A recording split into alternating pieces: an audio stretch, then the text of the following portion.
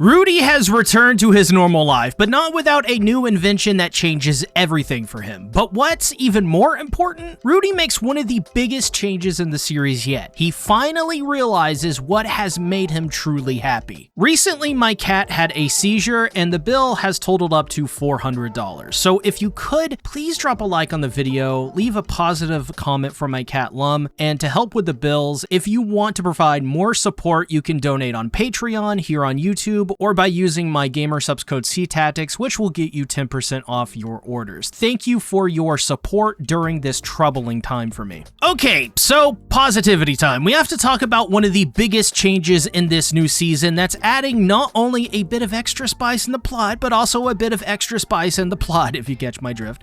Rudy wakes up in bed with his second wife, Roxy. I found this scene to be most fascinating because even after Rudy reunites and marries Roxy, he's still treating her as a deity, which is then confirmed again at the end of the episode. This more or less felt to me like Rudy having two separate ways he sees his wife. One, which is as his wife, and what that means is she is treated just the same as she treats Sylphie, but the second way is as a deity, his guiding light. This is interesting because when you think about it, Roxy almost becomes more important than Sylphie on the surface, mind you. But when you dig deeper, it is more like he has two separate relationships with the same person, which is odd. One as a goddess and one as a wife, right? Weird. Though Rudy does make an interesting comment that Roxy looks so young that people may see her as being too young, physically speaking. This is because Roxy's race grows slower physically and lives much longer than humans. In reality, she is around 50 years old at the time of this episode. As a person who is an anime only, I do wonder if this will come up in the future, as later on in the episode, Rudy does actually get called out for having two wives here. So I do wonder if someone will basically be like, hey Rudy, you're a PDF file. Well, we see that Rudy's family life is rather eventful. He is surrounded by two wives, two sisters, two mothers, which Zenith is apparently getting better day by day. So I do wonder if in this series she will develop a new personality. I think her character has potential to be really fascinating with touching on things such as memory loss and how it can affect a person's personality. Like if she gains the ability to speak and recovers, will she be the exact same Zenith as before, or will she be a new Zenith? Or rather, will she even want the name Zenith or to even be a part of Rudy's family? That being said, I do think there is potential here to use Zenith as a way to go and use magic to help her regain her memory, go on a bit of a side quest or an adventure. Either way, I think it would be massively underwhelming if she remains in this state because of how important she was to the plot of Season 2. It was Rudy's entire motivation to become world famous and arguably the most influential person in existence. Either way, I do think it's weird the dynamic with Sylphie and Roxy taking turns having sex with Rudy every night, mostly because, like, how do you develop a romance between two women and make it compelling? I said this in the last video I did, but I do think there is credence to people saying that too many romantic partners or interests really does muddy up the plot a bit. I don't know, it feels a bit cluttered, right? Another thing I'm fascinated by from this episode is how Rudy immediately drops writing the book about Ruijerd to clear the Superd's name, giving it to Norn of all people. I feel like this lessens the impact of Rudy, which I think overall may be good for the plot, mostly because I feel he becomes much too important at times, even for a main character. But I felt that was one of the more interesting threads from Season 1. It feels more like Norn is taking away something from Rudy's character here, which isn't uncommon for Norn as a character. I felt her involvement in the end of Season 2 and her moments throughout were genuinely one of the more interesting moments for the series with really good writing. I really enjoy how Norn is presented as a mature character that is even smarter than Rudy when it comes to things like bookmarks. So in a way, it's a double-edged sword for sure. Plus, I found it underwhelming that Rudy just gives up on his dream to write this book and is literally like, whatever, Norn is better at it anyways. Felt it would have been more cool to have a moment between Rudy and Norn where Rudy passes on the mantle to Norn and the next generation. Like, make it like a big event, like a big story moment, you know? That would be really cool. Well, Rudy, Sylphie, and Roxy head back to school, where Roxy feels a bit left out because he never introduced her to people as his second wife. So he apologizes, and literally everyone around him yells out of how awesome Rudy is for having 2 wives and how good of a husband he is. This was mostly just humor, but it is interesting how this crowd of people enable Rudy with multiple wives. But later on, there is a scene that directly contradicts this one that I think actually adds some layers of discussion here, which of course I think is really interesting. But this episode was, I think, most notable for Roxy and her development, which was much improved over season 1 in my opinion. She has changed since then and has dropped her ego in favor of favoring the little things in life like teaching others. This is an instance where we never really were able to see Roxy change, but it is clear that she has, at least off-screen and her time away from Rudy has. This is when Rudy runs into the basic cast from season 2 again, notably the Beast Girls, which is a reminder that Man God did say that he has to have sex and I think impregnate the Beast Girls, if my memory serves me correctly. So it is interesting that they brought up here how they need to find a man to have sex with because they're a tad jealous of Rudy.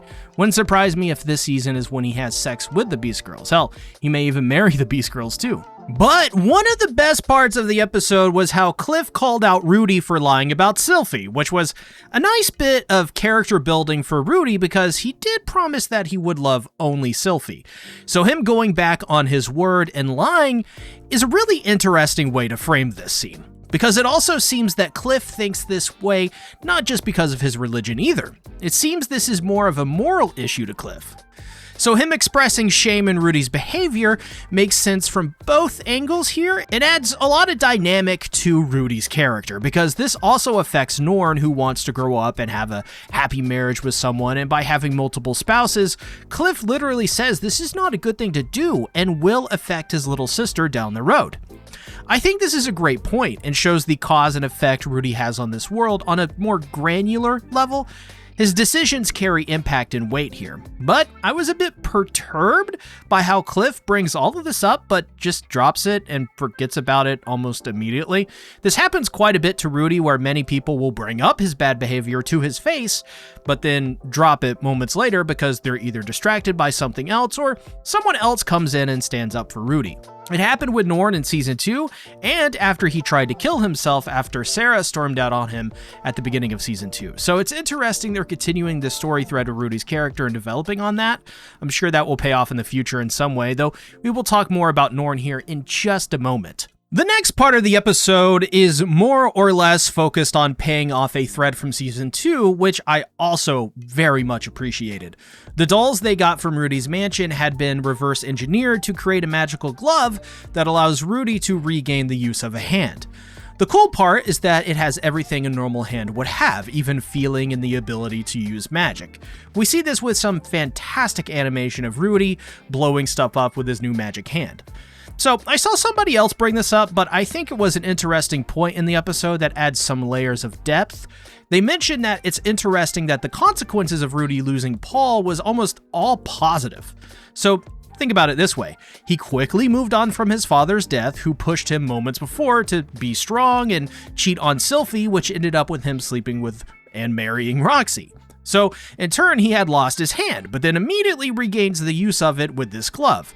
You know, I'm not sure what to think about it, honestly. I'll need some time for this to play out and develop more, but it makes me wonder if Rudy will then find a way to fix Zenith too, which hopefully he does. As I said, I like Zenith quite a bit because 1, MILF, and 2, it's Zenith. She's cool. After this, we get a really perspective-changing moment for Rudy's character. He comes home to Aisha, who basically hits on Rudy, by the way, and I know lots of people were up in arms about this, and this is one where I tend to agree with people on. So what happened in this scene? What did Aisha say, and what did she mean by it? Because the trope that she uses is the dinner, bath, or sex trope, except she replaced sex with little old me. She's saying she wants to have sex with her big brother as a child. Now, doesn't this feel like it belongs and verges on PDF file behavior, especially with how he already observed Roxy in the beginning, saying that to others she would look like a child and that would be wrong. Then again later on, when Rudy says he won't give Norn away to anyone, while the latter you could view that as being overprotective, I'll give you that, Overall, this shouldn't have been in the series, and from my point of view, is problematic. This is not a case of it being a different world with different standards.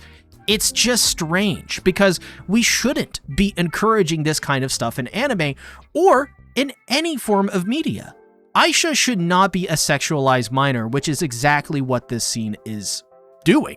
I don't think there is an issue with not being okay with PDF file behavior in any context or any world.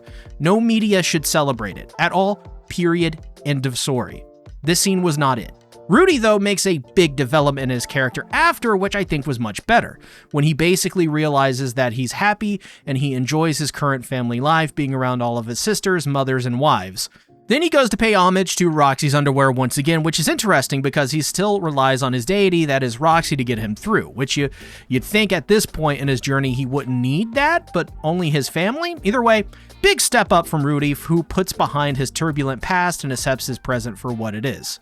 I think that's some really compelling stuff here, and these are the best moments of the series, hands down, and we need more of it. And Rudy seems to have found a way to replace what he has lost with magic and a family, and it's really easy to forget it was paid for in blood. If you feel like Rudy moved on for Paul in the Labyrinth too quickly, it's probably because the sheer scale of what happened in Season 2 hasn't fully sunk in yet.